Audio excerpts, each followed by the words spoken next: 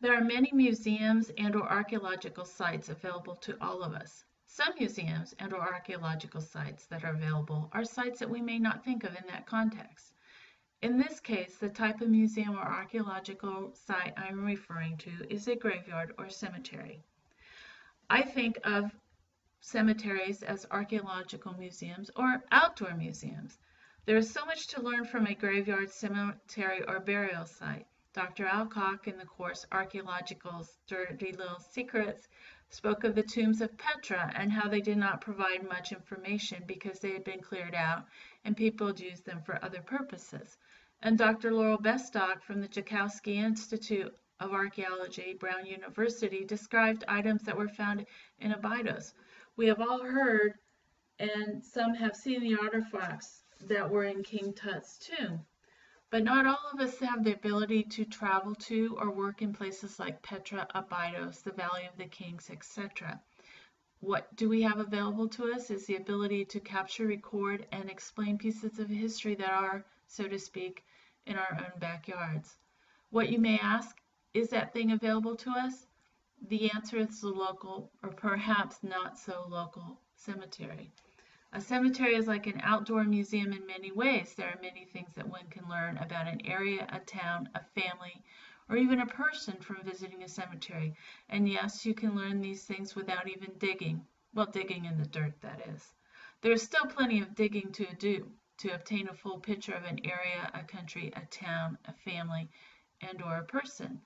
So let's start by looking at a few gravestones from the Brewster Lower Road Cemetery, Barnstable County, Cape Cod, Massachusetts. A good thing to do is to document the location.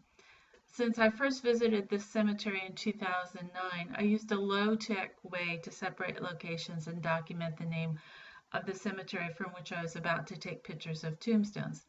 As you can see, this is a simple method of writing down the name and location in a notebook and photographing it.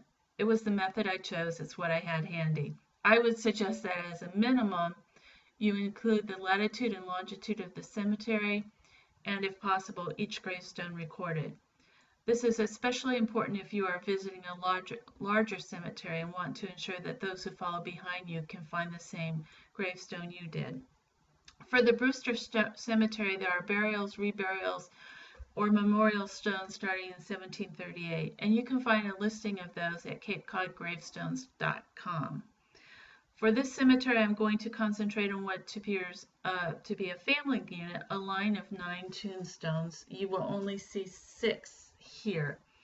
There are several things we can learn from visiting a cemetery. Family units as depicted by the row of tombstones, and here are the individual tombstones from that row of 9. While it's obvious that Captain William A. Arthur, Mercy C., wife of Captain William A. Arthur, Freddie A., Mary A., and Willie H. and Mary Elizabeth are related because of the inscriptions on the tombstones.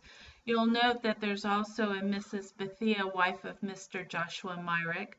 Mr. Joshua Myrick died in August 21st, 1854, and at the very bottom of his tombstone and going into the grass is a inscription, his first wife, Mercy Myrick. The last tombstone in the line is that of Abigail, daughter of Joshua and Mercy Myrick. So we have a tie between Mr. Myrick and his first wife and Mr. Myrick and his second wife. So you see the family units, and it's possible that because of the closeness of all of those tombstones to each other, that Mercy C., the wife of Captain William A. Arthur, was also the daughter of Mr. Joshua Myrick. But what else can you see? Well, if you look at occupations, you look at William A. Arthur's tombstone, you'll notice that he is called a captain.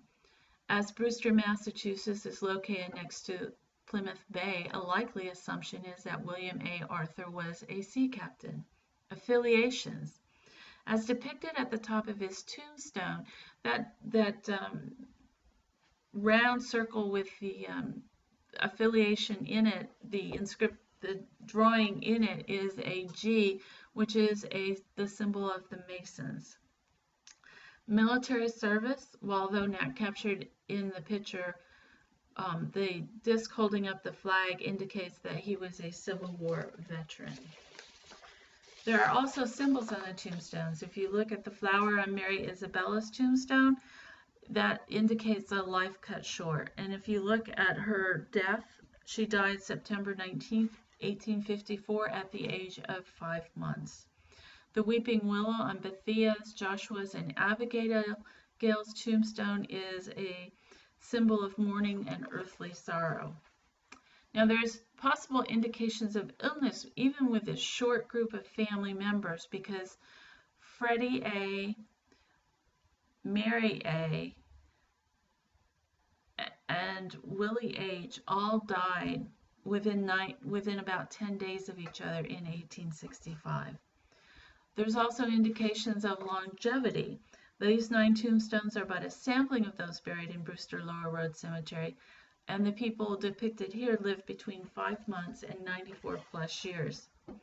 While this is a sampling of what can be found in a cemetery, not all cemeteries are this well preserved, and every year weather, potential vandalism, deterioration of stone affect what the next person may or may not be able to see. So what can you do? Simple. Pick a cemetery or one that has connections to your family, to your ancestors, and record what you find. All you would need at a minimum is a camera, paper, and pencil. It's helpful if you have something to record GPS coordinates as well.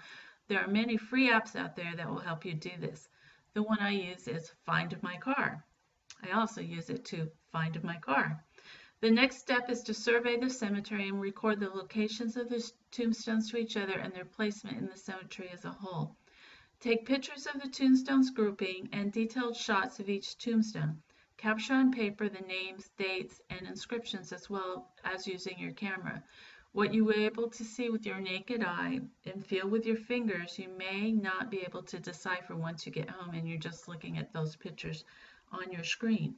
Also, you might want to determine what types of stone or stones are used in the cemetery. That'll give you an idea of what will be further deteriorated in the next few years when you go back. And most importantly, just as everyone else is doing, publish your findings. There are many places to share, billion graves, find a grave, etc. But just as important to document what is found in Abydos, Petra, and other locations so that we can learn from the past, it's important to document U.S. cemeteries. This documentation will provide insight to future archaeologists, genealogists, urban planners, and others too numerous to mention. And these are the credits.